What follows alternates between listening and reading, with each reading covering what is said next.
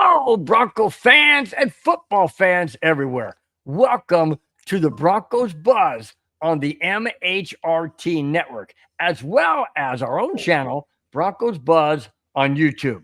This is a show that is everything Broncos and other topics, sports related, as well as emotion, passion, honesty, and of course, Spence's comments, my co-host, my comments, the host, your comments in the chat. We are Broncos Buzz. KONA Spence, my co-host, my bud. How you doing, man? How was your week? I'm doing good. We survived the heat wave we had out here in Santa Clarita, where it got up to 107 on Wednesday, or yesterday. So we're out of the heat wave. We're nice and relaxed. Like a heat wave, burning like a heat wave. Well, you know what? This is the time of the year when, we get kind of trapped by the heat, and there's not too much to do when I'm working, my wife is working. So you know what? You just endure and do family stuff together inside under a well air conditioned house. Very true. Very true. My week was good too, up until a little earlier before the show. Madungus calls me up and goes, "Hey, I just want to let you know, enjoy California because gas prices here are $2.49. Thanks a lot, Madungus. Yeah, can you believe $2.49 in Nebraska? But I guess that's because you live in middle of nowhere. Yeah, exactly. In a cornfield. Hey, $2.49, man. Golly, when was the last time we saw that in California? Like what, 1970 something? You can have your $2.49. I'll take our beaches that we have here in California. Thank you very much. Ooh. Hey, by the way, I want to apologize. 2 weeks ago, I said we would be doing a show on the 4th of July. I apologize. Family gets in the way. Now, let me phrase it. Family doesn't get in the way. Family dictates at times what's important. And It was important to spend time with family on the 4th. And I agree. We had a wonderful time. Really enjoyed it.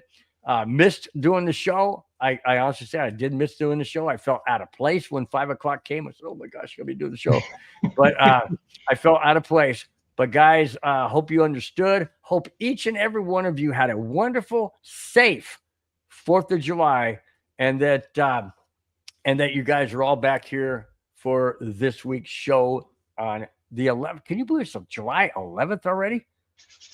Holy smokes, We're man. 7 days away from one of my favorite times of the year, right in your neighborhood, the opening of Del Mar and the horse races. Oh, I thought you were going to say it's one of my favorite times of the year in the next 10 days, where it was my birthday. Well, I wasn't going to publicize it this week, maybe next week. July 21st is my birthday. I got it in the phone already. And oh boy. Okay. And those players those fans who are into horse racing, during our show for the next 5 weeks, I'll be giving you my Del Mar picks. So hopefully we can make a few bucks playing the horses while we're talking Broncos Buzz. Do you bet on the horses in Del Mar? Oh yeah. That's just Del Mar is about an hour and 15 from me. It is southwest of me. It is 2 hours straight south from me. Well, off the 5, yeah. Off the 5, pending traffic. There's always traffic in LA, dude. What are you talking about, man? All right. Thanks again, guys, each and every one of you, week in and week out, for being in the chat. We love your comments. We appreciate it. We love your support, and we don't take it for granted. We absolutely do not take it for granted. All right, I'll jump into the very first comment. Is Terry Speed. He's batting leadoff in the chat. He says, "Are you ready, Spence? Ready to see if Spence will bring out the daddy." There it is, the daddy juice mug. There it says it right there, daddy juice. Wow. Also, big shout out. Well, go ahead and read this one, Spence, since you were there. Okay. Also went to Shelter Distilling when passing through Montrose to Telluride. Great to hear, Terry. Great atmosphere, and the fish tacos were awesome. Thanks for the suggestion. When are you going back? No plans right now to come back to Colorado, but next time we have a little situation where we don't know where Spencer is, that's when you'll know I'll be back in Colorado at some location. Yeah. In our show again. Yeah, that's cool, man. That's cool. David Yonkin chiming in says, evening. Say, what's up, David? And he also agrees that family comes first. Absolutely. Absolutely. Yeah, when I told the boss I was doing the show on the 4th of July, let's just say I'm still grateful I have my manhood. I was just going to say, was that pretty close to divorce papers? Yes. Yes. You do it, and this is what you're getting. Yeah. Yeah. Oh, yeah. Oh, yeah. No doubt about that. No doubt about that. Okay. We're going to lead off with the main topic, and that is, if you guys saw it, it said PJ Locke has spinal fusion surgery. Ooh. What exactly does that mean? Well, I'll give you the article. Spencer will give you a little bit more in-depth stuff. Here we go. PJ Locke is one tough cookie, no doubt about it.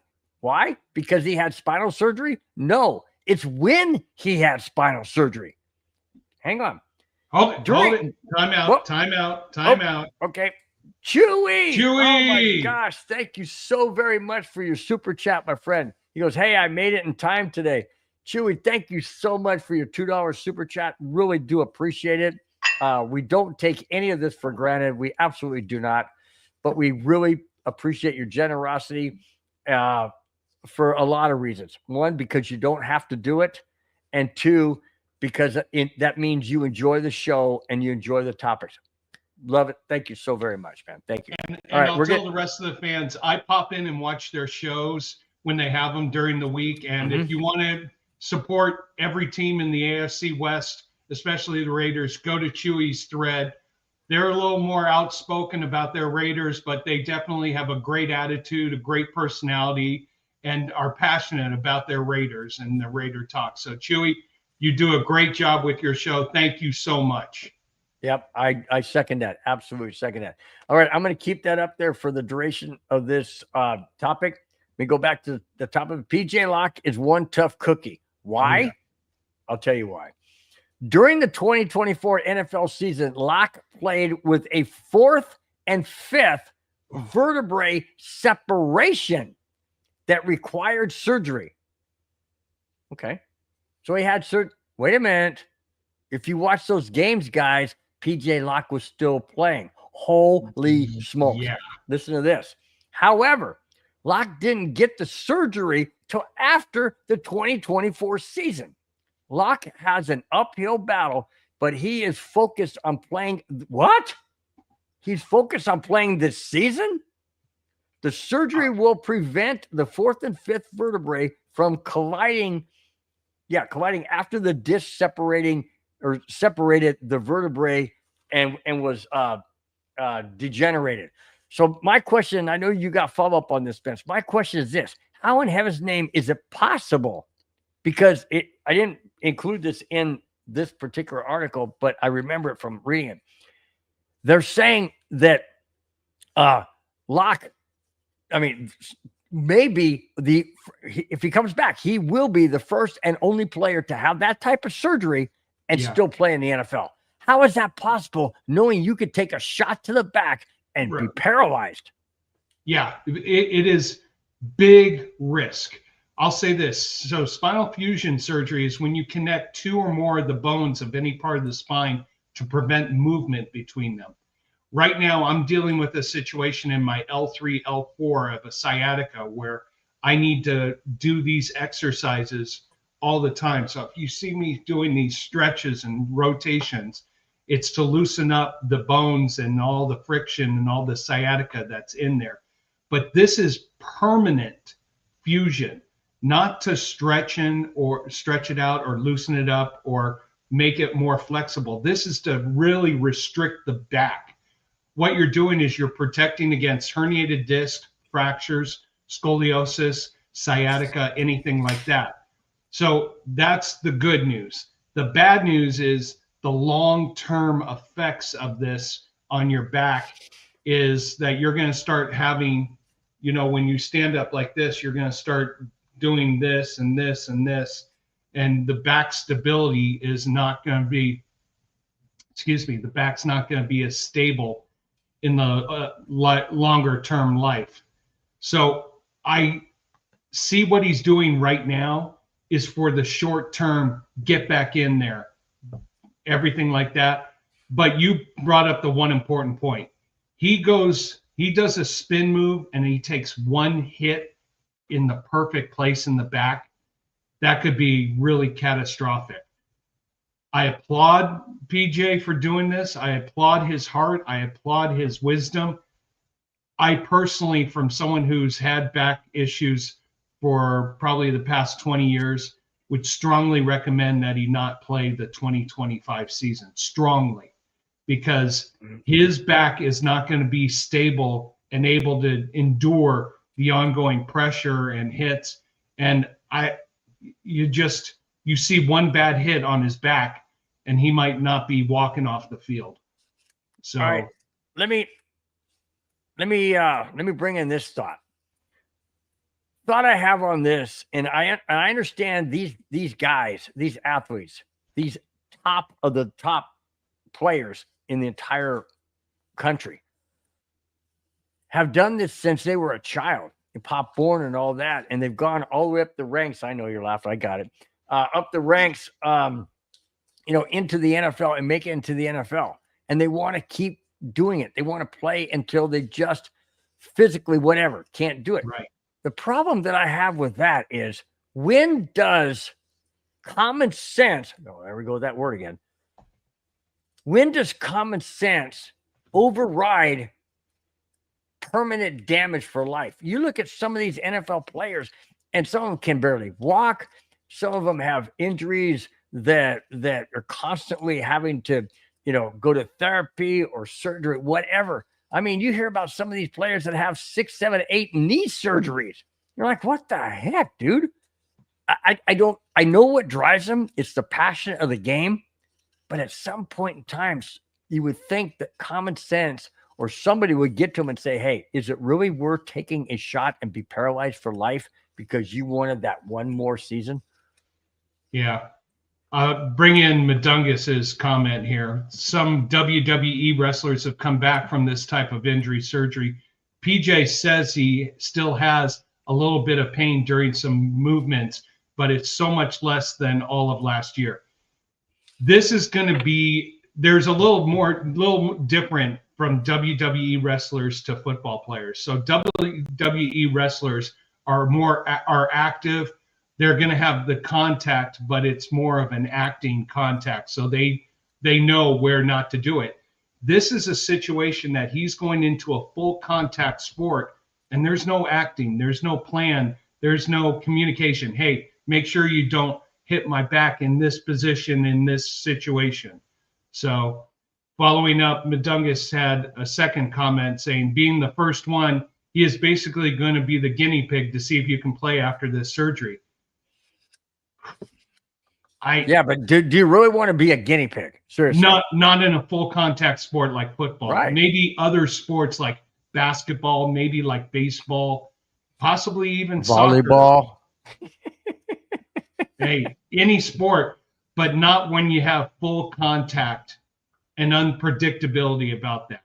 So I give PJ the heart award and the passion award for this, but do you know that he was voted by the Broncos as the most courageous? No doubt. No doubt. But still, as a Broncos fan, I look at more of the realistic aspect. Yes, I would love to see him participate. I'd love to see him contribute, but I would love to see him still walking in 5, 6, 7, 10 years.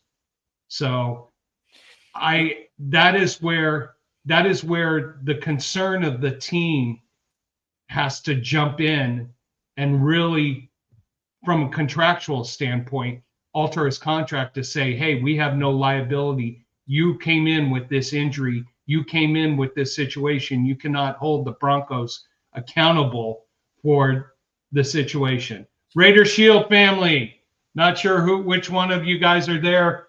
Another group that has a great podcast during the week, passionate about their Raiders, very passionate. Give them a listen to if you can. I enjoy their show. I jump in, but David. yes, it does stand for Chargers. No, it does not. The Chargers don't have red, white, and blue. No, I know where you're coming from. I see the connection because of the C, but it's not. It's not. I guarantee you. One last comment I have in regards to the main topic being PJ Locke. Let me ask you this hypothetical, hopefully never happen scenario. Oh, please. Do you remember Darryl Stingley? Yes. Okay. And he was hit by Jack Tatum in a preseason game unmercifully and paralyzed from the neck down? Neck down, yeah. Can you imagine seeing PJ Locke take a hit during a game and we have to watch that live on TV? You know what? Thank you for bringing that up. I didn't know how to bring that imagery into this discussion, but that is a situation. We have seen people who have been permanently injured. I unfortunately was at an arena football game for a Los Angeles Avengers where a player died from a neck injury on the field. Wow. And they played the second half knowing that. Wow. This is a situation that you don't, it's risk reward. And David Yonkin, I agree with you. This is where I said the organization has to step in. The family's got to step in. You know, PJ, I understand his situation. He has been in the league now for 6 seasons. If you can get to 10 seasons, you get kind of a retirement thanks to the players union. So is he really trying to get to that to take care of his family and be in a better situation? Or is this just a passion that he goes well above anything else? But I agree, David, the family, if I was his brother, cousin, relative, I would look him in the face and say, do you really want to risk your long-term health for the short-term gain? Now, so you say he's been in the league 6 years, so that puts him around what, 28 years old? 28 years old, yeah. Okay, so I don't know if he's married or not. I don't know if he has a family. But I know he has parents, obviously. So my whole thing is, it takes one shot. Of course, that's with life in general. But it takes one shot to alter your life forever. And if you're 28 years old, forever to alter your life here on Earth, it's going to, I mean, that could be another 60 years. But here's the other thing, which I see the financial and fiscal aspect. He's in the second of a 2-year contract with the Broncos that he signed for $7 million. He takes this season off. He might not get another contract. He might not get another opportunity. So it again, risk reward. It's a fine line. It's a fine line. Do you take that risk right now to have long-term gain, to have that short-term gain and get another contract, but risk your long-term health? But you know what? All we have to do is look at Peyton Manning. Nobody ever had 3 neck surgeries and played played competitive NFL football. He played for 4 years with the Denver Broncos, won a Super Bowl, but went to 2 of them and won the division all 4 years. It can be done. It can be done. I wish the best for PJ Locke. I really do wish the best for him. And I hope he has a very, very successful season. I also hope he stays healthy. That's the key question. And David's quick question here. Do you think the Broncos would put him in jeopardy? I think the Broncos have developed, and each team probably has a medical waiver that the player has to sign, understanding the risk of playing with an existing injury, and that the Broncos would hold them harmless, and at this point protect the brand over the player. At this point, I believe PJ is a backup, so his exposure will be limited. yes and no. And that's the risk that PJ is taking right now, is he's trying to get that next contract, because he doesn't play this year. Who's going to sign him for 2026 and beyond, knowing that he had back surgery and didn't play this year? Yeah. There's the risk that is taken by all parties. The Broncos taking the risk by putting him on the field, PJ taking the risk to his long-term medical health by participating so that he could take care of his family. Put yourselves in PJ's shoes right now, each and every one of you. Would you risk your long-term health for the potential to continue playing and take care of your family for the next 3 years until you get to year 10? You know, that is an absolutely very difficult question to answer, especially because we're not athletes. But I'm trying to put myself in as working with the school district, and when I tore my tendon and nerve damage in my right elbow, you know, workman's comp was trying to get me back to work, but I was doing what they were saying for me to do. But I'm thinking, you know, if I go back, if I am able to go back, which I wasn't, but if I was able to go back, that risk reward for working 2 more years to get to the 30-year mark that I was really looking forward to retirement instead of 28 years. Yeah, I was being driven by that. But at the same time, my doctors are saying, you know what? You have one more mishap like this and you could just tear your arm to shreds. So You're right. It is. I mean, that's on a much lower scale than what he's dealing with, but it's the same type of, you know, answer kind of thing that, you know, your question was about. It's tough. Yeah, and Madungus actually brings in another situation here. Is it more prudent for RJ or PJ's family to step in, or Tua's family to step in? There is another situation. Tua, who's had multiple upon multiple concussions, and as we medically talk about in the medical industry I work with, you have two significant concussions within a 30-day period. You just affected your long-term health. Wow. Tua has had, I'm just trying to remember now. I'm thinking he's at least had 4 within the past 2 years. Gee. There again is that situation. Does the family need to step in, or is the family more into taking the money and the fame right now because he's got this big contract? Keep putting Tua out there so we can have all the money. I mean, when do the monetary and physical attributes of life become more important than the health of an individual who will take care of your family? Well, absolutely.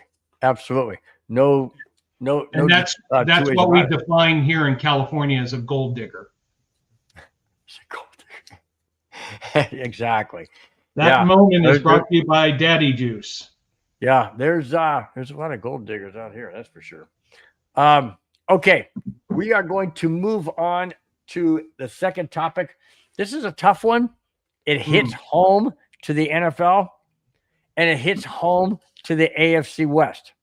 Oh, yeah. Here we go.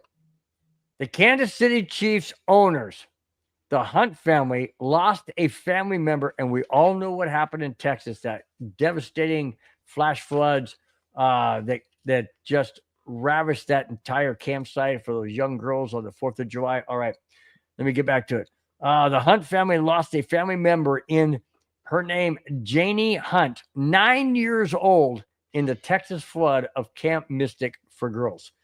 Wife of Clark Hunt, who's the chairman of the Chiefs, wrote, and I quote, this is her quoting, this is what she said: Our hearts are broken by the devastation and the tragic loss of too many lives, including a precious little Hunt cousin, along with some of her close friends.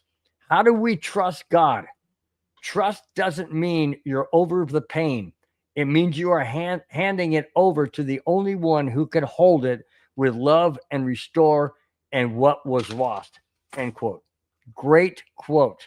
Great faith, but under extreme agony of a loss of a 9-year-old child. What do you think of that, Spence? You know, and I watch these political channels as background noise, and they keep showing that video of how the river was right here, and moments later, as the people are standing there, it just went from there to that, and they're going back and back and back. And you know what? Who cares what side of the aisle you're on? You don't politicize this for your benefit and start pointing fingers.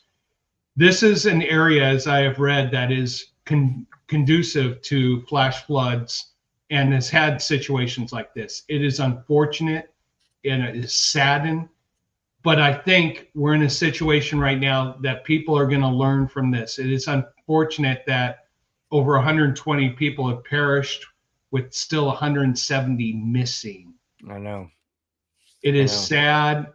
It is, my hearts go out to them and to the families. And you know what, I can't imagine the pain that the parents of that Camp Mystic are feeling, losing loved ones that young, that innocent. And you know what, in this day and age, who cares what fault it was? Who cares that this didn't happen that day? You know what? You appreciate the time they had on this earth, and for any kind of act of God like this, you learn from it and you improve upon it. Yeah. Prayers go out to all those who lost a loved one in that horrible situation. Prayers go out to everybody who's lost children in any situation. Yep. I mean, now, as parents, we do everything we can to protect our kids, put them in a safe situation. This was just an act of God that you could not foresee. All the alerts were sent out, but it was a wave like no other. And unfortunately, it happened. But as a society, as a world, and as Texas is, they will learn from it. They will improve upon it. They will get better. And I hope Camp Mystic comes back rejuvenated, rebuilt, but with a better situation to protect their kids. Absolutely. And I'm sorry that there's a loss of life, but we move on and we try to grow and expand from there instead of going, it's that fault, that, there. Jack KONA says, Bill and Spence, salute, brothers. Thank you so very much. Really do appreciate you chiming in. And Jack, there it is. The Daddy Juice Cup is flowing tonight. Wow. David, so sorry. He says, I know what they're going through. I lost my child years ago. Oh, my God. David. Wow. You want to know something, Dave? Heart goes out to you, and just every day, one step forward. Wow. Left foot, right foot. We just keep going because that's what we want to do for life. And so I'm sorry that happened to you, and prayers and heartfelt condolences. Absolutely. I second that. Condolences for sure. Jack KONA says, hit the likes button and subscribe. Absolutely. Thank you guys so much for doing so. Appreciate it. On the flip side of the tragedy of the how are you? We got a celebrity in the house. This is my grandniece Bellamy. Bellamy, what do you do to Uncle Spencer when you see him? Bellamy. Say hi, everybody out there. Hi, everybody out there. And go Broncos. Nice. Oh, you don't want to say go Broncos? I'll just wave. Go Broncos. Nice. I thought you said, go that's cute. That's cute. Find JoJo. Very, very cute. Very cute. Before I get to the follow-up topic, Madunga says there are situations in life where politics don't matter, and this is one of them. The loss of life in Texas is horrible. Instead of blaming a political party, put yourself in the shoes of the parents. Absolutely. Yeah, exactly. And Madungus, I know we don't want to get political on here, but it just, there are people who are using this to try to promote things, and that's not what we do in America. Hi, little one. Yeah, she says hi, Dave. You know, in America, in the Colorado blood that I have, we help everybody, even though governments are twisted and use things for their own personal benefit. They're useless. Titans are useless. We're out here. We're out here to promote and help people and make the world a better place, even for Raider fans, right, Jack? Exactly. Cheers on that one. Now, the follow-up to that tragic loss of life in the Hunt family. Listen to this. I know Bronco fans don't like Chief fans, and we don't like the Chiefs, and we don't like the organization, but you got to respect. Yes. You have to respect what I'm about to share right now. Yep. Kansas City Chiefs head coach Andy Reid has stepped in to cover funeral expenses and provide financial support to the families, not one family, not the Hunt family, families affected by the Texas flash floods that claimed the lives of so many, including children. Doesn't say how many children or families he's going to, not children, they're apparently, I mean, obviously not there, but the families' funeral expenses. He didn't say how many, and that's none of our business. What is important is this man stepped up. He took the reins, or took the whatever that saying is. You got it. And stepped up and put his money where his mouth is, put his heart where his mouth is, and put his emotion and passion and just heartfelt condolences and heartfelt, what can I do to alleviate some of their pain? Is it going to take away the pain? No, but it takes away the stress. It takes away the what are we going to do aspect. Andy Reid, I've never really liked you as a coach because you're so dang good and you beat the Broncos. But I will tell you this, Andy, I have a lot more respect for you now than I ever did. Absolutely more respect. What do you say, Spence? No, I'm here the same thing. You know, Andy Reid shows what it means to be an American. You know, in times of tragedy, you go and you help. You don't do it for your benefit. You don't do it to promote you. You don't do it to promote a base. You go do it to help people. And that's what it means to be an American, is to help people either get over tragedy, become better people, or to help them learn that we're all here for you. And if I lived in Texas, I would have been in that traffic jam that everybody else was trying to get there to volunteer. That is a sign of people who care. It's not about politics. It's not about pointing fingers. It's about showing humility and helpfulness to your one fellow man here on earth, and in the short amount of time that we are. Yeah, absolutely. Absolutely. Jack Kenna. Oh, wait, hang on. Jack Kenna says that Richie got referee guru next week's show. Get your questions ready. I don't know. Ref of what? NFL? Baseball? I don't know what. He might be an NFL ref. So wow.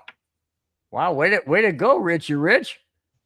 Is there any crazy Bronco calls from refs, Raiders? Yes. Okay, so it is football. Okay, wow. Yeah. Is there any crazy Bronco calls from refs? Yeah, the ones where you play against the Raiders, where the Raiders get the benefit of the doubt.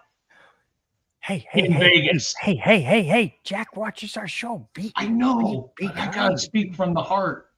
Well, I get that. We all. What do we say at the beginning of the show?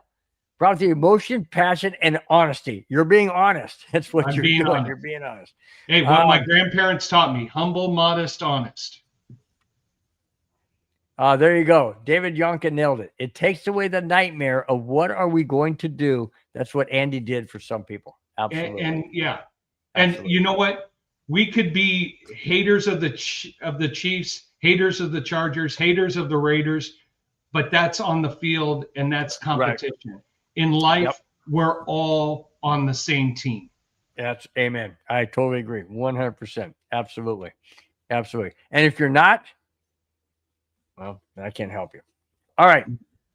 We are going to get into, that's right, the jackass of the week. You suck, you jackass. All right. So this one, Yeah. this one, you would think. No, never mind. No. I was gonna say you would think that they would learn, but no. Like Spence has always said multiple times on any given show, they never learn. Here it is. The Dallas Cowboys wide receiver Cavante Turpin is facing 2 charges after he was arrested over last weekend. Okay, 4th of July weekend. He's having a fun time. What did he do? Well, Turpin was arrested following a traffic stop last Saturday in Allen, Texas. He is charged with possession of marijuana.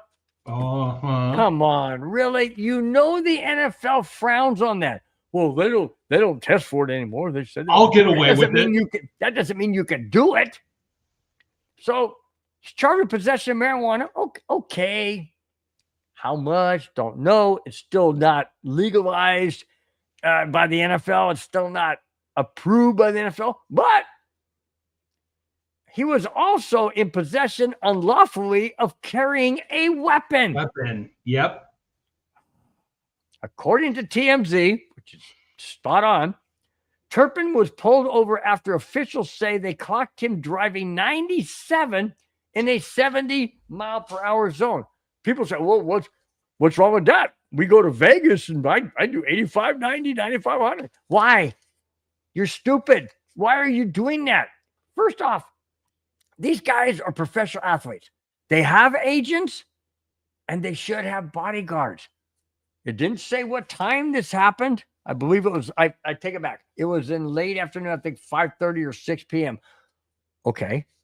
On a Saturday, after the 4th of July, you're out driving 97 miles per hour in a 70-mile-per-hour zone, which obviously tells me it's a freeway, or should be. Yeah. You got it loaded. It didn't say loaded. I take that back. It said there was a possession of a weapon, which was later found out to be a gun, in the back seat, not locked up, not in the case, and it's got marijuana. Does any of that spell wrong? It all spells wrong. It spells I am invincible.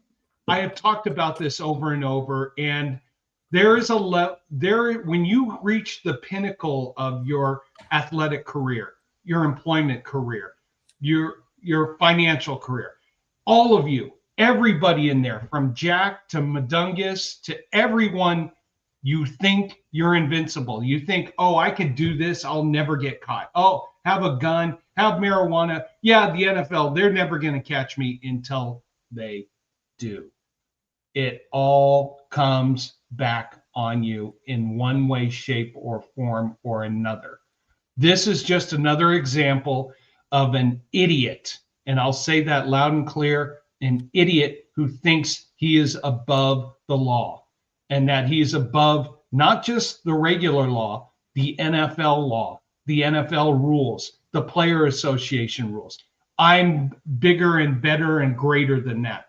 No one is. And now he's going to pay the price by watching his financial career go, watching his NFL career go, I don't care if you catch 100 balls a year. Marijuana possession and a weapons possession charge. Yep. The Players Association is not going to get you off. They're not going to support your lawyer. They're not giving you any special benefits. You are toast. Yep. And that's exactly all I got to say on that one. Exactly right. Okay. I'm not quite sure I understand what Jack is saying here. It says, as a Raiders fan, I'm subbed and have notifications. I don't get that. But he said, this is the best talk in Broncos history. Wow. Thank you, Jack. Thank you so much, Jack. You know, hey, I understand Jack, because he's got drink in one hand and he's trying to text with the other hand, and he's trying to do a balancing act. Jack, we get you and understand you. Thank you so much for your support, for having the notifications, but also acknowledging that we're a good Broncos talk show in history. We love having you a part of it. In fact, I'm going to say this with Madungus and Bill.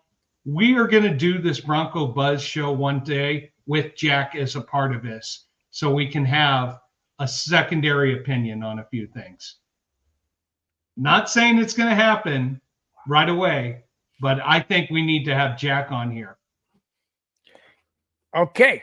No, I can see that down the road. I can see that down the road. David Young Probably- says money goes to a lot of people's head and they don't know how to handle it. Just look around the league. Yep. You know what, David? I'll give you one of my situations. Back when I think it was in 2004, 2005, I was a mortgage broker, and for 2 consecutive years, I made about $500,000. And I thought, oh, I can do whatever I want to. I had someone. And then Anna rob me. came along. No, before Anna came along, I had someone rob me. I thought, What? oh, I could do my taxes a certain What? way. They won't get me. IRS came after me. Before Anna, I was involved with this French Canadian gal. She then broke up with me. I was on top of the world and everything went, ew. And Well, you learn yeah, quickly. but now you got the best girl for you, man. So Oh yeah. Oh, I've got the best girl for me. that's what happened yeah. with me after my divorce Yes, in yes. 1989. I got the by best wife. girl in the world. Yes, yes. I love my wife. Brainwashed. Yes. Aren't all men married? Yeah. Anyways, Aren't all hostages, I mean husbands, brainwashed? Big E Bronco, what is Big up, my E. friend? He says, how you doing, Bill? I said, how you doing, Big E? What is up? Really do appreciate it. Really do appreciate you chiming in. Jack says that I need to start watching the Wild Wild West. You know what? It's funny. I always forget that you're on Wednesday, and here's the reason why. Okay. Wednesday's usually when I'm getting my topics kind of dwindled down from about maybe 25 or 30 and dwindling down. So I'm going through all of these, and I do that when I get home from work at the golf course after dinner. So it's usually right around 6 o'clock ish. But I promise I will watch you guys. I will have you on, and I will let you know that I'm there for sure. But yeah, I do forget. Jack, I try to jump in when I can, but I've got the kids going to one basketball practice this way, one basketball practice that way, and trying to balance everything with also have it. How long have you guys been with your wives? 10? No, how long years. you been with? Not married. How long you been with? Oh, 13 wonderful years. She must be in the love room. me. Oh, I'm just kidding. Or listening. No. So you were dating for 3 years, then you've been married 10. Yeah, we dated for 2 years, engaged 1, married for 10. Okay. Oh God, I better remember. I started dating Susie 1990. I got divorced in 89. Started not really dating, but knowing her, and from 1990, it's a whole different story. I'm not gonna get into that here. That'll take 30 minutes. But anyways, I would say, let's see. So we've been married 28 years. It's gonna be 29 August 1st. And we're planning on going up north in California. I'm not gonna say where or when.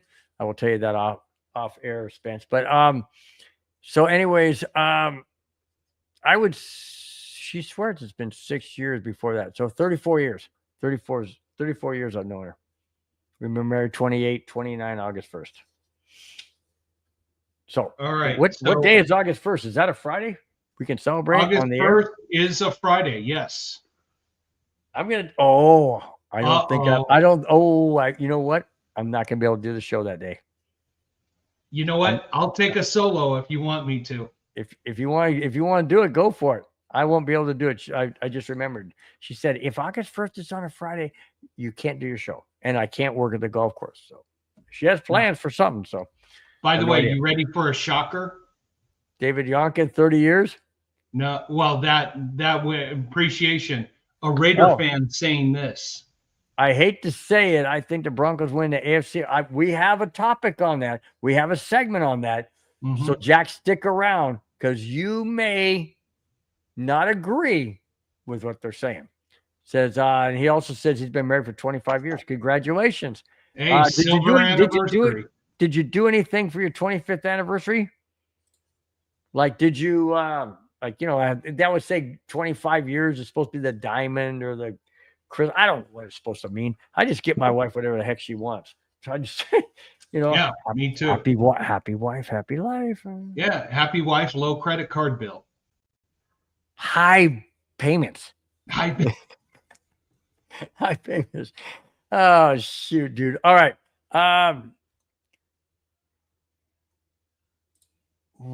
Jack Kenneth says, since I'm a hockey fan, Missa, who's Missa, was a big addition.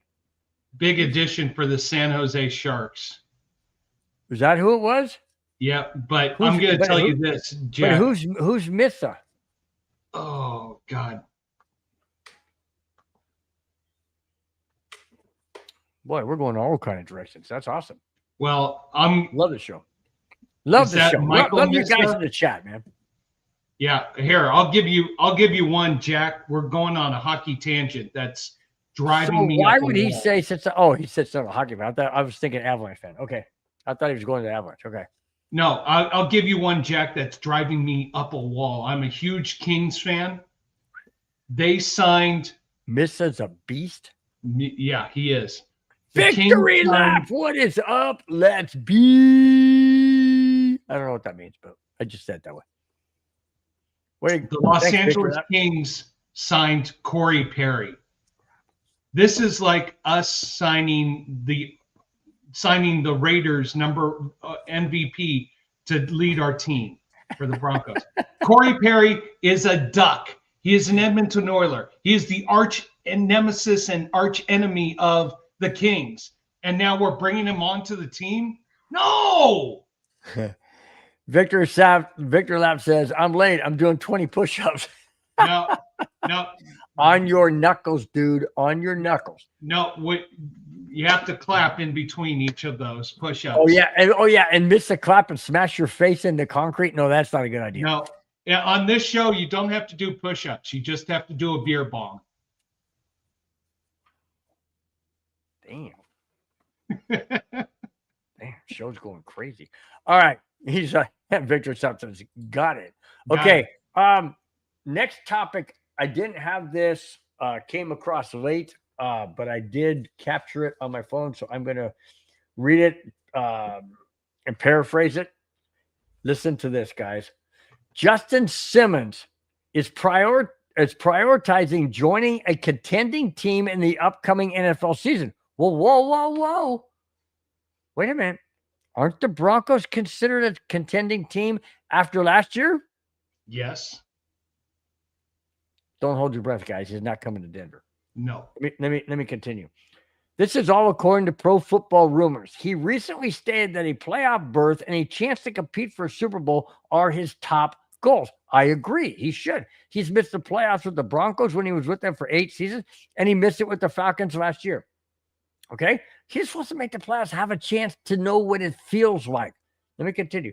Simmons has been vocal about the desire to play for a team with a strong chance of winning and has mentioned teams like the Eagles, although the Eagles drafted a safety, so that's probably not going to happen. Not going to happen. Washington Redskins, Commanders. And the Bengals? Cincinnati Bengals? Wow. Okay. Let me continue. Before I mess this up. While he doesn't regret his time in Atlanta, he's now looking for a team where he can compete for a championship.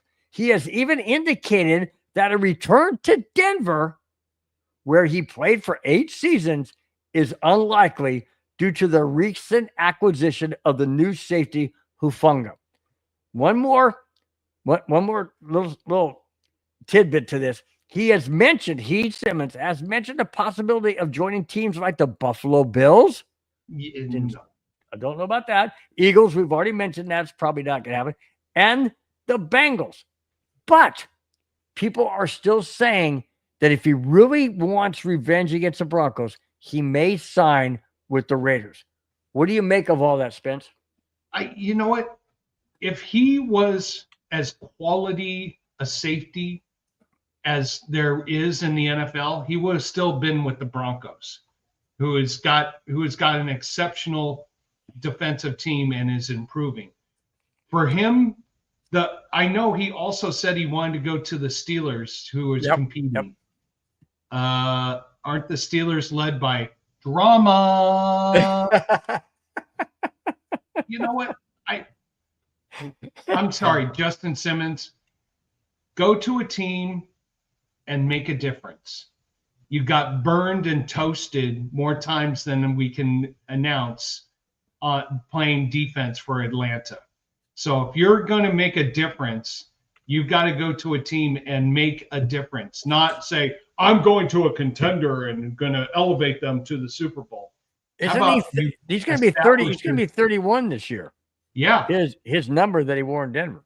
Yeah. So you got to establish something. Now, yes, he has talked about going to the Raiders. Ooh. The Raiders could use him. Victory Lap says Simmons sounds butthurt. Do you agree? I agree completely, 100%. I wasn't going to say it, but Vic, cheers to you on that one. Good one-liner of the show. Yeah, no doubt, man. I just, you know what? I see this as a guy who has potential, but hasn't proven it at the highest level to make a sizable difference. Because if he had, he'd still be a Denver Bronco and not have gone to the Atlanta Falcons and gotten toasted like they did. So would you consider Justin Simmons in the Broncos Ring of Fame? No. What? No. No? No. Wow. Okay. What are your reasons?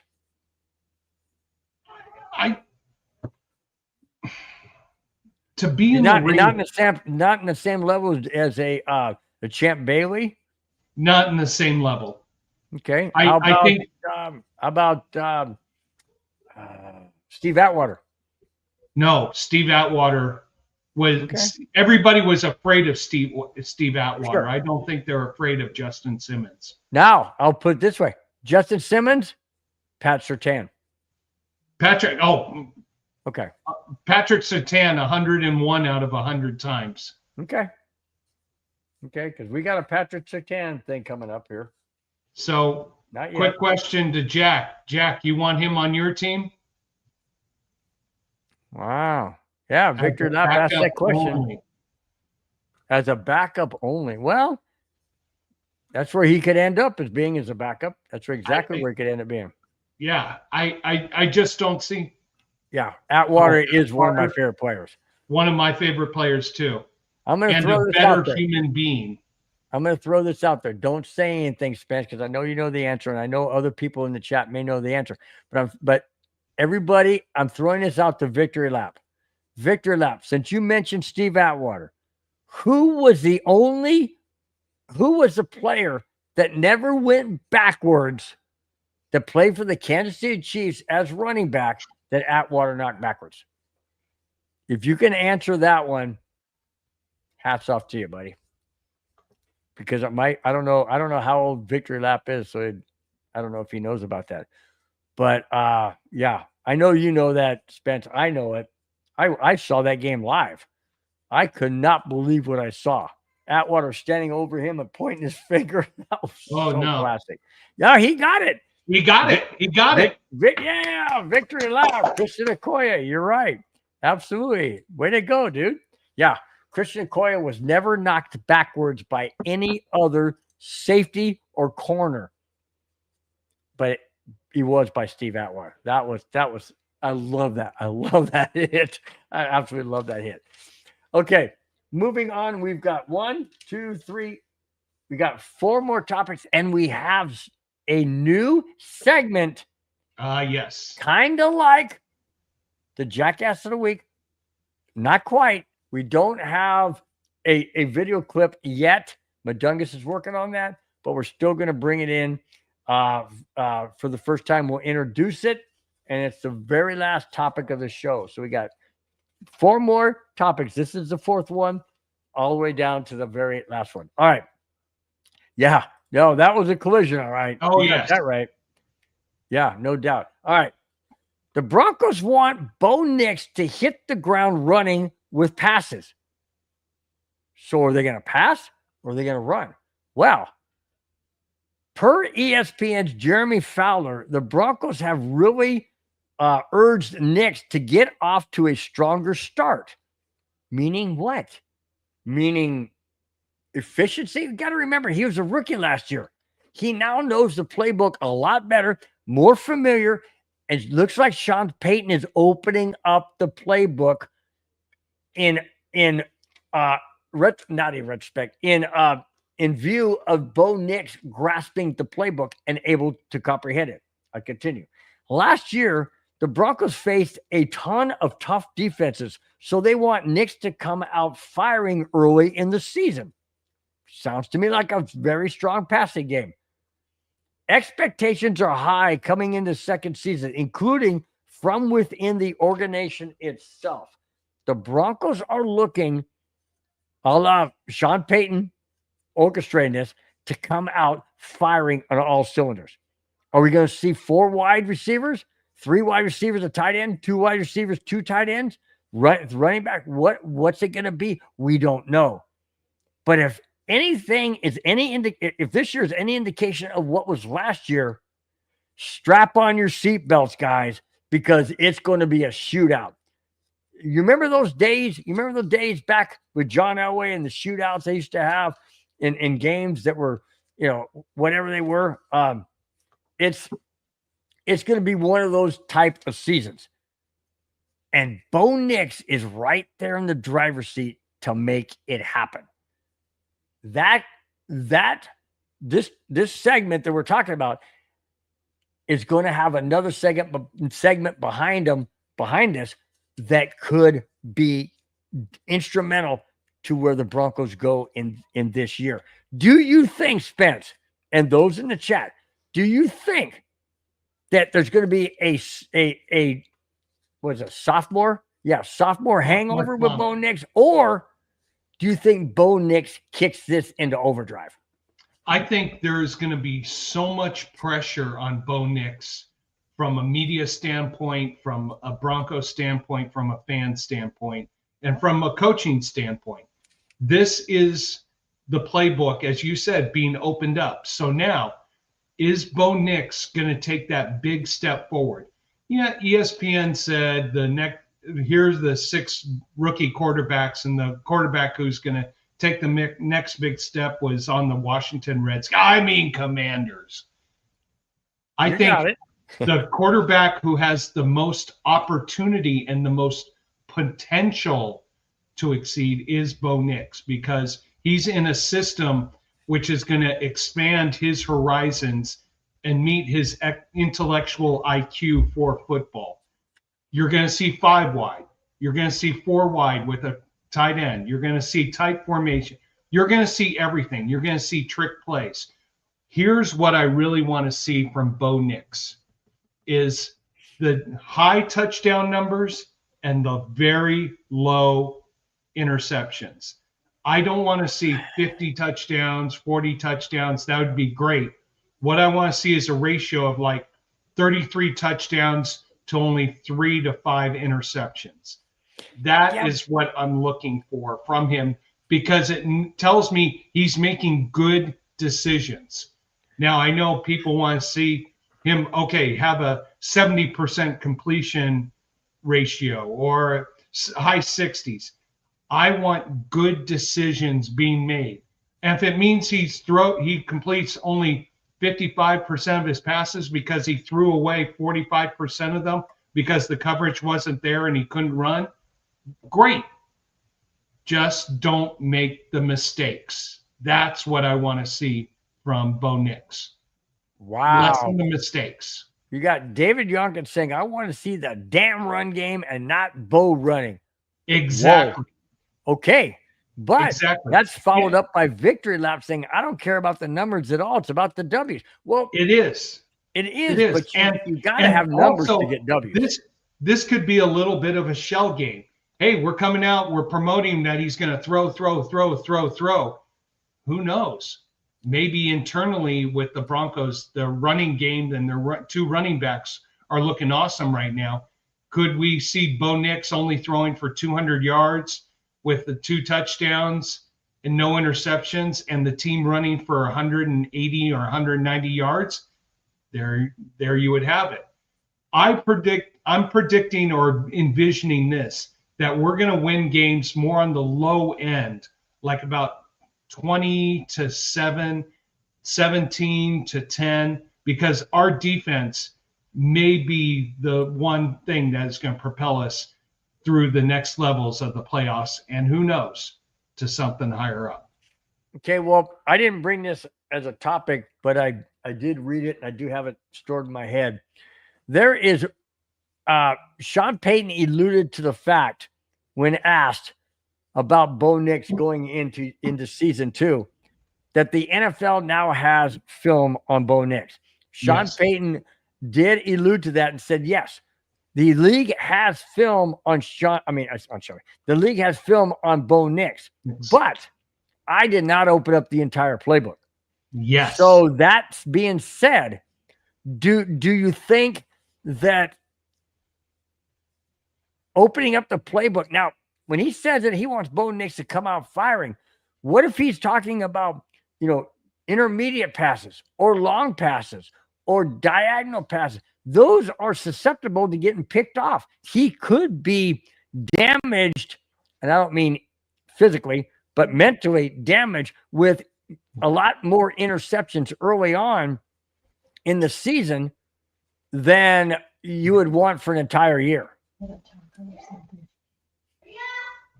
I know you're good. Okay.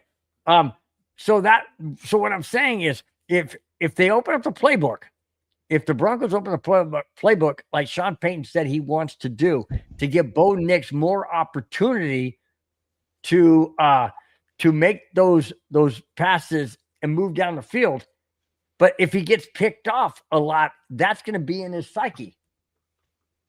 Yeah, and that's where I was saying I don't want to see Bo Nix having to be the catalyst for everything, risking things. I would like to see him making smart plays, smart decisions. Let's see if the running game can really have a bigger impact. And maybe what we're seeing right now from Payton putting the pressure on him could be a little shell game. Let's tell everybody we're doing this when we're actually doing that. So the playbook is opening up, and it's going to be great to see it. And yes, there is film there now, but here's the thing. There was film in college at Auburn. There was film in college. Different than No, but Bo Nix played in a pro-style offense at Oregon. True. So there was film. And now, yes, there's NFL film, but this was on a quarterback who had a broken back the last 6 games of the season. So there was limitations. What are we going to do with a healthy quarterback in a system that is growing and evolving? Now, did he have surgery? Yes.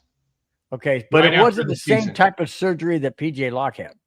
No, it wasn't. It wasn't a spinal fusion. It was to repair a broken vertebrae. Ah, got it. Okay, good. Now, on the heels of what we were talking about, the last topic, which was the Bo Nix coming out firing and doing a lot. Listen to this. Could Sean Payton get a new but familiar toy for Nix and the offense? Well, what's familiar with Sean Payton? The New Orleans Saints. That's what's familiar. Well, if this player becomes available, Sean Payton will be on the phone within minutes.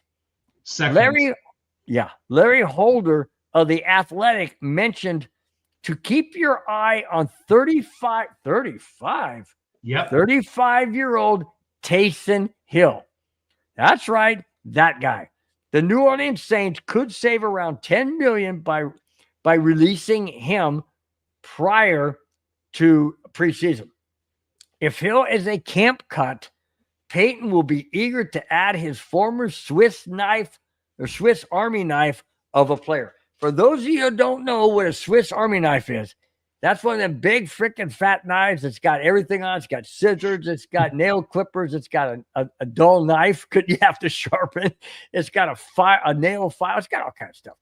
That's basically what Taysom Hill is. He's a running back. He's a quarterback. He's a wide receiver. He's whatever you want him to be. This guy's crazy. But at 35, is it really realistic that the Broncos would want to sign him? No, and absolutely, because there's two meanings into this signing, or three meanings actually.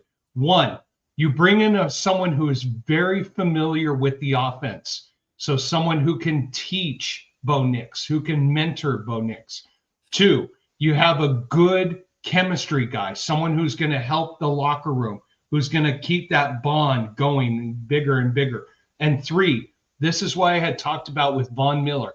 This is an opportunity for Jason Hill to get that next step into coaching.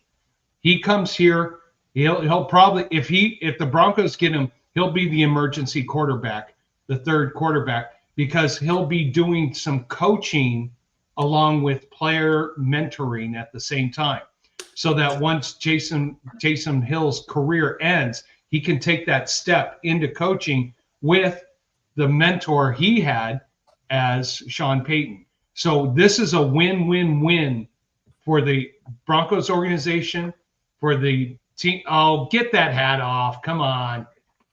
No, I took out the Cubs hat. We're losing to the Yankees in the bottom of the seventh, 8-0. Then turn it around for the rally cap. Don't take it off. Oh, so I got to go get it? Yes. Come on. That's it. Hey, that's a real Cubs fan.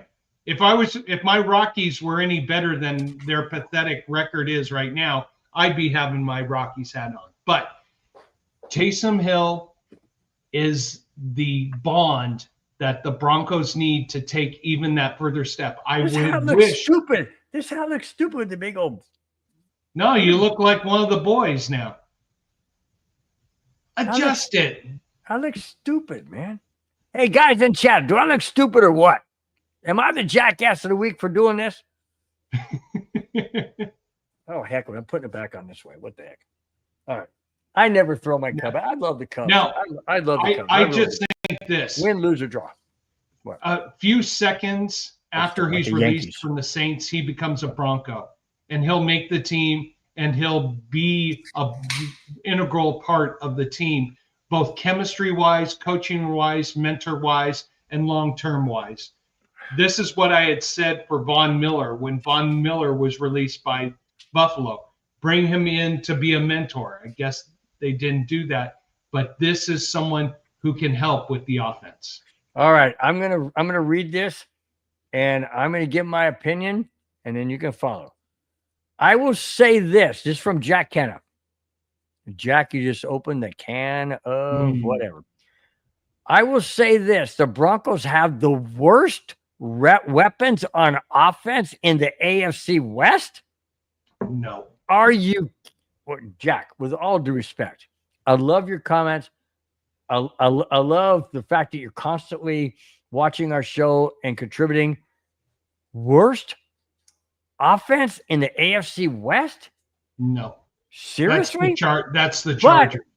But he says, but the defense is beyond crazy good. Just as bad. I know it's your opinion, but I want to know what you're basing it on that the Broncos have the worst offense in the AFC West.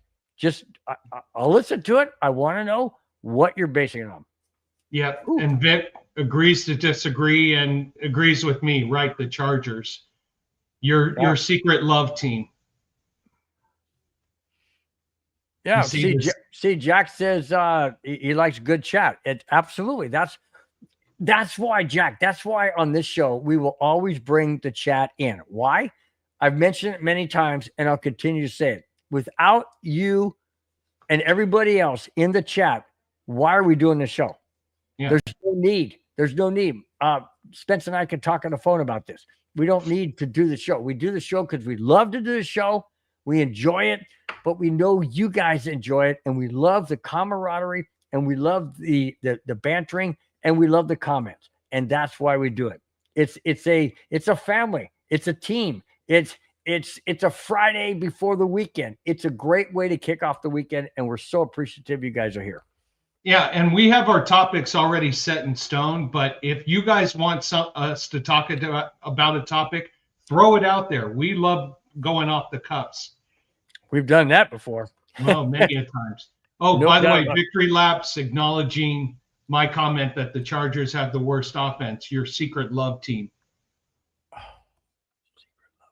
You know, the and the C on C the helmet, does not yeah. stand for. No, it doesn't. Doesn't stand for Chargers. That's true. We are. Victor Zapp says we're all fanatic fans. Oh, that's Amen. exactly right. Cheers right. to that. Now, underneath my name, it says Patrick Surtain II. Is he the best NFL player? Ooh. And is he going to get the best NFL player award? Hold on. Patrick Surtain has been nominated for the best NFL player at the 2025 ESPYs Awards. Surtain has been nominated with Buffalo Bills quarterback Josh Allen, Eagles running back Saquon Barkley, Baltimore's running back Lamar Jackson. Surtain being the defensive player of the year since Randy Gradishar won it in 1978. Those are the only two Denver Bronco players that have been defensive players of the year. Okay. Now, Randy Gradishar didn't have a chance to be awarded the NFL Player of the Year ESPY award because they didn't have it until in the 90s. So it was way past Randy Gradishar's playing days. However, Terrell Davis, along with Gradishar, are the only two Broncos. Oh my goodness, Randy Gradishar did win. I take it back. Terrell Davis, along with Gradishar, are the only two Broncos to win that award. Surtain deserves it this year, hands down, in my opinion. How in heaven's name can a player be the defensive player of the year and not win this award, Spence? You mean to tell me you're going to give it to Saquon Barkley? Or Lamar Jackson? Or Josh Allen? Seriously? None of them are defensive players of the year. In fact, they're all offense. They're all offense. He's the best defensive player of the year. How do you not give it to him? Because the ESPY award has never gone to a defensive player. It's always been a running back, a quarterback, or a wide receiver. It's never been to a defensive player. So that's why I think Josh Allen is going to probably win it. And also, the media doesn't realize there is professional football west of the Mississippi River. Yeah. So look at that. Jack Kenneth says Surtain is the only one that kept Bowers of the Raiders to 43 yards, no touchdowns. He is a beast. Absolutely. That's why he should be the best defensive. Excuse me. I take it back. I take it back.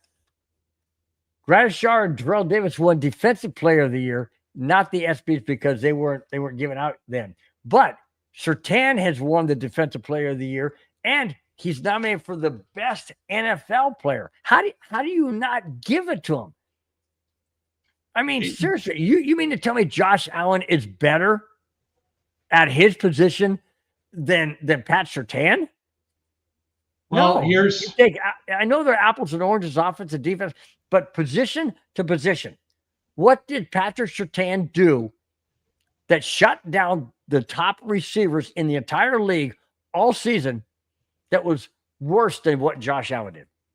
Well, hey, the only thing I can say is at least Peyton Manning won the ESPY for the best college football or best NFL football player in 2014. But they've gone to quarterbacks almost every single year with the exception of one wide receiver, which was Larry Fitzgerald. But that's why I'm saying Josh Allen's going to probably win it because this is how the ESPYs are. They go after the quarterbacks. They don't look at any other position. Yes, Patrick Surtain was the best overall player defensively. The ESPYs don't think about that. They think offense, offense, offense, and what's going to sell commercial time. And Josh Allen is doing commercials. Well, you know why? Because he's on the East Coast, and the East Coast favors East Coast teams. East Coast bias, that's what it comes to sports. Yeah. That's why ESPN used to always be known as Eastern Sports Programming Network, not Entertainment Sports Programming Network. Eastern Sports Broker. I love it. Just like CNN, Communist News Network. You know what I mean? Hey, I mean, I'm just saying. We're not going there. We're not going there. Just saying. Just saying. Anyways, all right, we move on to the next to the last topic. We're an hour and 15 and a half minutes into the show. You guys have been fantastic. Thank you so much for participating. As always, hope you guys all have a fantastic weekend, a very safe weekend. And we got 2 more topics, and we got the last topic is a new segment with a new video that we don't have yet, or new intro, I should say, that we don't have yet, but we'll have it hopefully by next week. Anyways, next to the last topic, here we go. There is hype from the national media predicting the Broncos to what? Win the AFC West? Yeah. Okay. All right. Hold on. As it stands at FanDuel, Denver is plus 2,800 to win the Super Bowl. Put your money out there, KONA. Put your money out there. I'll throw 10 on them to win the Super Bowl. So you'd win 28 grand? No, 2,800. So that would be 28 to 1. So I'd win $280. That'd be it? That's it on a $10 bet. I thought you'd win at least 2,800. What do you got to do to win 2,800? 1,000? You got to bet $1,000 or bet $100. Forget that. Anyways, that was 2,800 to win the Super Bowl. The Broncos were, prior to the draft, at 3,100 to win the Super Bowl. So the odds got better. Not by much, but better. The Bills and Ravens are favorites to win the Super Bowl at plus 700. That means for every $100 you wager, you win 700. Okay. The Eagles are plus 750. And the Chiefs, ironically, are plus 800. So they're behind the Bills and the Eagles. Okay. Denver is also plus 1,400 to win the AFC. Behind the Bills, plus 360 to win the AFC. Ravens plus 370 to win the AFC. And the Chiefs at 390 to win the AFC. And the Bengals ring up the rear at plus 1,000 to win the AFC.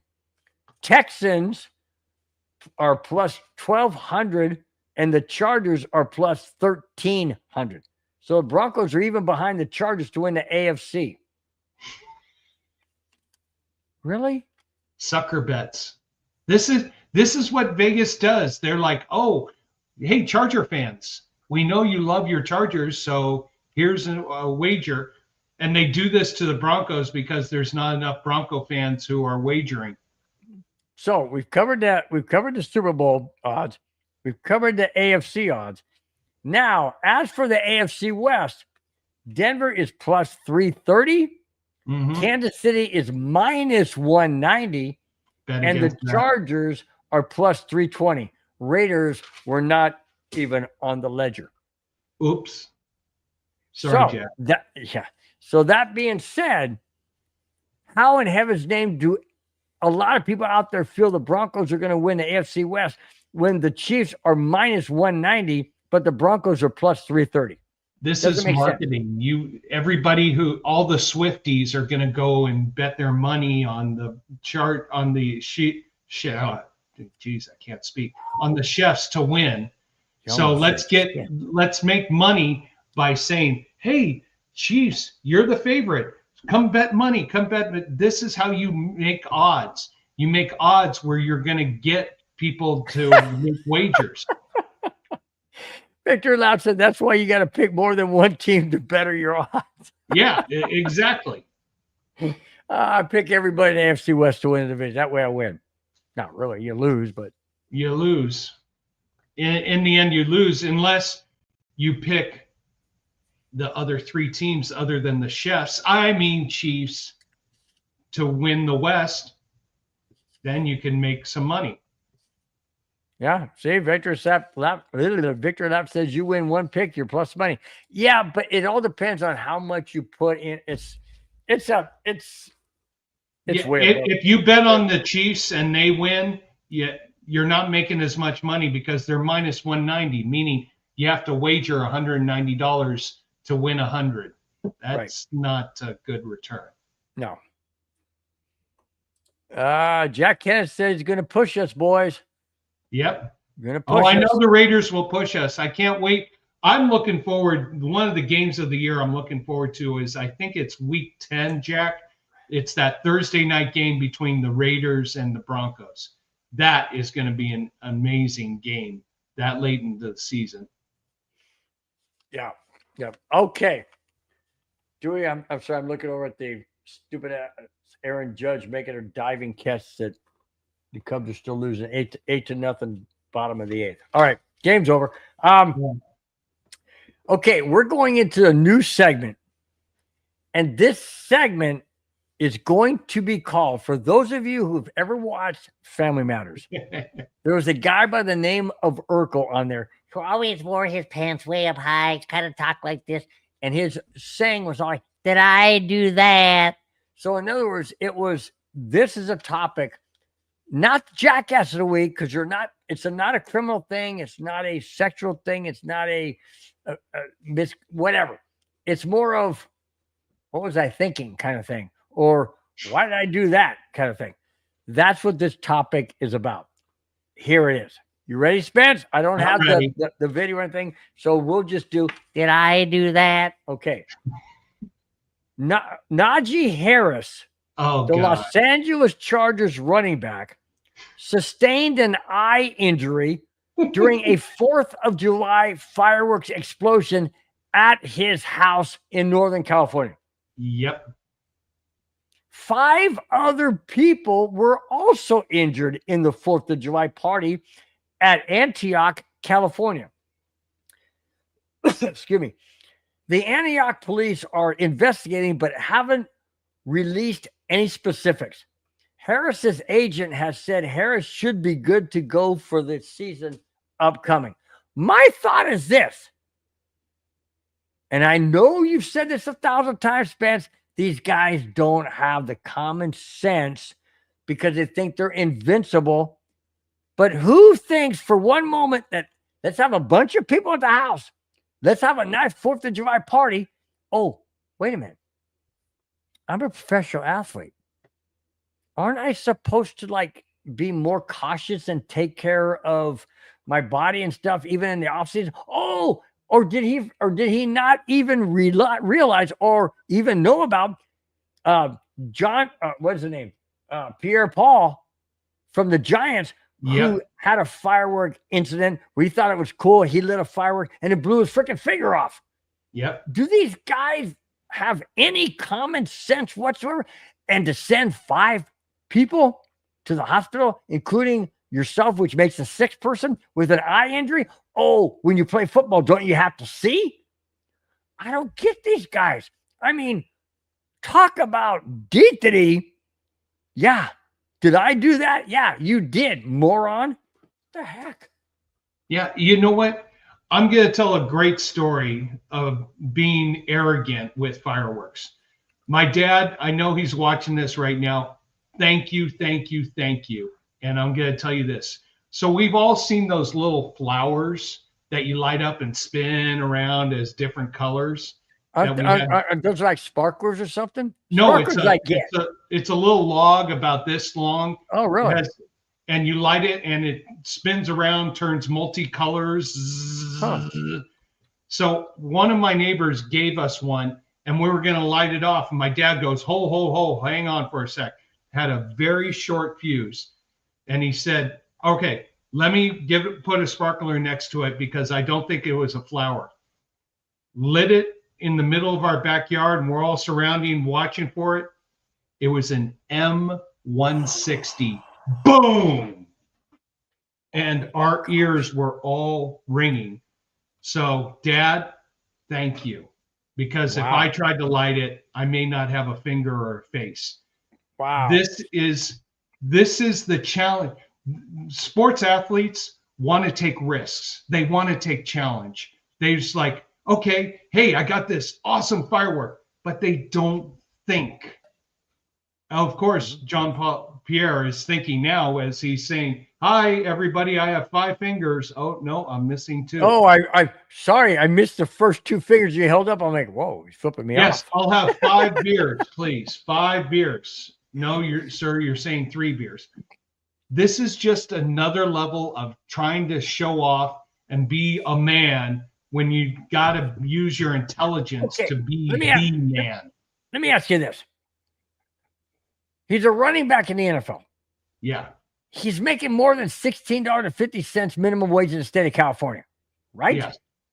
Yep. You can't afford to hire somebody to be there that's professional, to put on a nice show. You can't do that. That's the risk these people who get to this level of arrogance and I'm invincible. They get to that level and think, hey, I could do whatever I want. It just to me, it boggles the mind. It really does. It just, and I know I've done stupid things when I was younger and you know, and all that. I get a Victory Lap says fireworks in Cali was crazy, just popping off until 3 a.m. Victory Lap, where are you located? You don't have to say exactly where, but a general area. SoCal. Well, I know, but is it LA? Is it? Vic. Men and boys like to play with fire. True. Yeah. You want to know something? Hey, again, this is the level of invincibility that boys, men, we all have and we all think. And unfortunately, people will learn stuff the hard way and the most painful way. And you know what? You just hope. Well, Victory. Yeah. I'm Los Angeles. Yep. Cool. Oh, speaking of LA, what was I going to say about LA? Forget. Anyways, go on. My bad. No, Jack Cannon's in Sacramento. Sacramento area. You know what's funny is Madungus on the phone said that you and I are the only 2 people on the MHRT network that live in California that are on a show. Jack Cannon says it's Sacramento. Last time I checked, Sacramento's in California. Come on, Mike. Wait a minute. Isn't Northern California trying to secede from Southern California? So it might be a different state. You never know. That's true. It could be NoCal and SoCal. Vic, no. Wow. What happened, dude? Oh, was that from fireworks or a lighter, or what'd you find? Were you trying to do s'mores during the summertime? Where'd that come from? Man. But hey, you know what, Vic? Wow. We all have stories like that where we've done stuff that, you know, we look back right now and go, oh. Yeah. But we're still around. That's the important thing. And we still have 10 fingers. Well, unless you're Jason Pierre-Paul. Well, then you only got 7 or 8. You know, we all learn very painful lessons in life, and hopefully we keep our physical attributes and enhance our mental abilities. Absolutely. Guys, it's been extremely amazing Friday, as always. We've had some great dialogue in the chat. We've had some great comments. Really do appreciate each and every one of you each and every week that we are here. I'm going to throw this out right now. I will not be here August 1st, which is a Friday. It is my wife and myself's 29th anniversary. We are going to celebrate it away from the show. But KONA has said that he would like to do the show solo. So if he so chooses, he has my blessing. Hope you guys enjoy it. That will be August 1st. That is approximately 3 weeks from today. 3 weeks.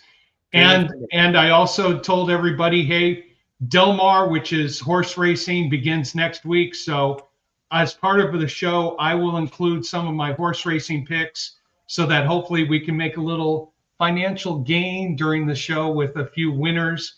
Hopefully that will help you out. But definitely thank you guys all for being a part of the chat. We'll start with Terry Speed. Terry, who went to Shelter Distilling in Montrose. Thank you so much for going there. And he said that the fish tacos were awesome. The fish tacos were awesome. David Yonkin, thank you so much for being part of the show. Chewy, not sure if it was you or one of your associates. Thank you for the donation. We really do appreciate it. I can't pronounce that name. Raider Shield family, thank you guys so much. I know you're going to be on the air a little bit later tonight. We appreciate your support. Go and watch their show.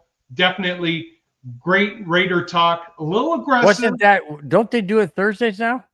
I think they moved to Tuesdays and Thursdays, but they have little pop-up shows that happen there. Got it. Jack Kenna, thank you so much for being part of the show. I really appreciate your feedback and your input. Let's see. I think, look forward to the interview with the ref. I will definitely be watching that show. Oh, yeah. Big definitely. E Bronco. Thank you so much. Yeah, Bill's doing great. How about me? Come on. I'm also part of this show. Yeah, you're part of the show. Nah, that's all right. Victory lap. Thank you. Let's Hey, now Victory, how did you do your push-ups? Where's it? Knuckles, hand clap? I still think if you're late, you got to do a beer bong, but that's just my personal opinion. And thanks to my dad who texted in during the show. Thank you, Dad. Thanks to Andrew who also texted into the show. Thank you so much for that. Rudy, thank you for popping in a little late. We appreciate you being a part of the show. And some random spammer talked about cheap views on Don't go there. Stream Boo. No, we can mention it. Not popping it in. True. Well, true. And then I think that's it. I want to do this one. Jack Kenneth says, fun show. Thank you, Bill and Spence. He says, congratulations to 29 years. Follows up by saying 29 years is no small feat. Thank you so very much. I really do appreciate it, Jack. Like I've said many, many times, guys, the show is all about you guys. We bring the topics. We engage with you guys. You are the star of the show. We just are the face of the show. You are the star of the show.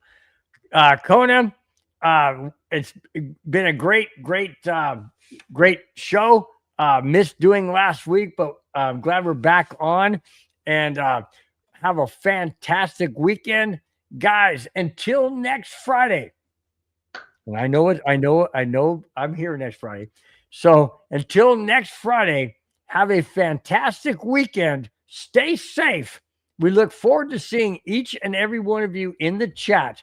Go check out all the other shows on the MHRT network.